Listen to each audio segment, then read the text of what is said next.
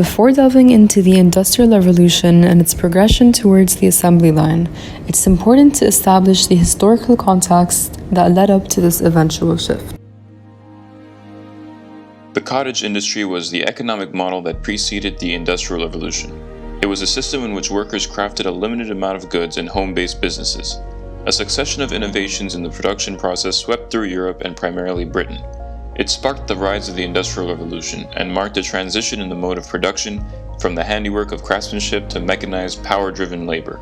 Examples of this mechanization were made possible by a number of inventions, including the assembly line, which is regarded as one of its greatest inventions. It introduced production along an automated line through which the product travels.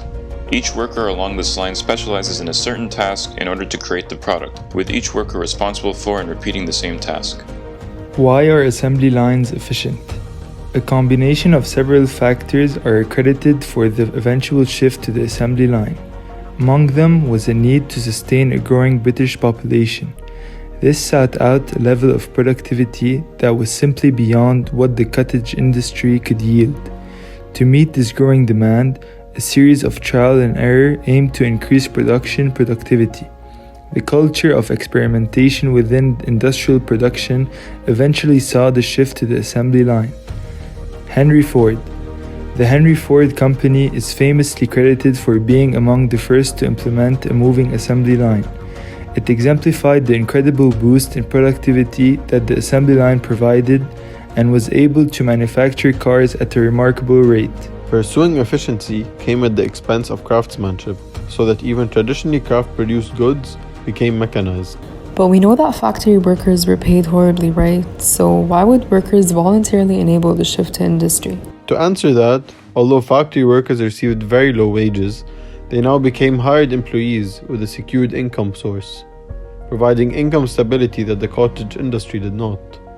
And so workers continuously moved to urban cities, prompted to take on the assembly line's harsh working conditions.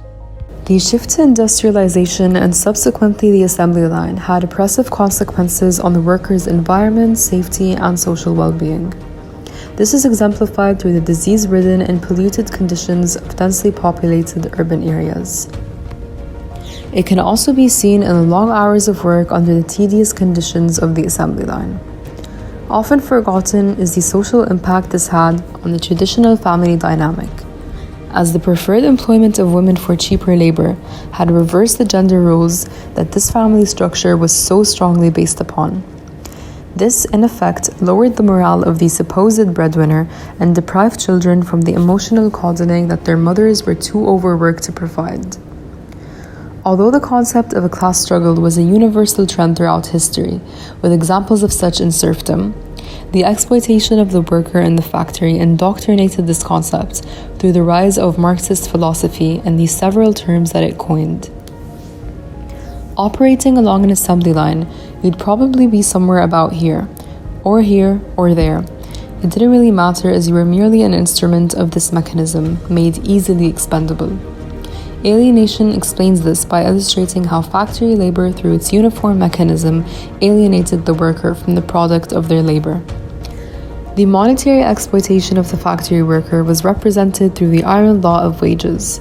This term illustrates how capitalists will pay workers the lowest wage possible to maximize their own returns. Highlighting the unrewarding nature of this labor is the theory of surplus value. It explains how workers create more value for what they produce than what they receive in wages.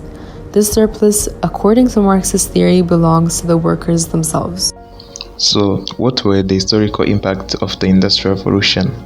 In addition to boosting the economy and exacerbating workers' conditions, the Industrial Revolution impacted many historical events such as imperialism, often referred to as the Great Game. Its advancement led to the construction of machine guns that the colonized lands did not yet have. Furthermore, the development of steamships during that period helped the Europeans reach their destination easily. Moreover, the advancement of assembly production resulted in the mass production of warfare equipment, which amounted to the catastrophic death toll in the two world wars.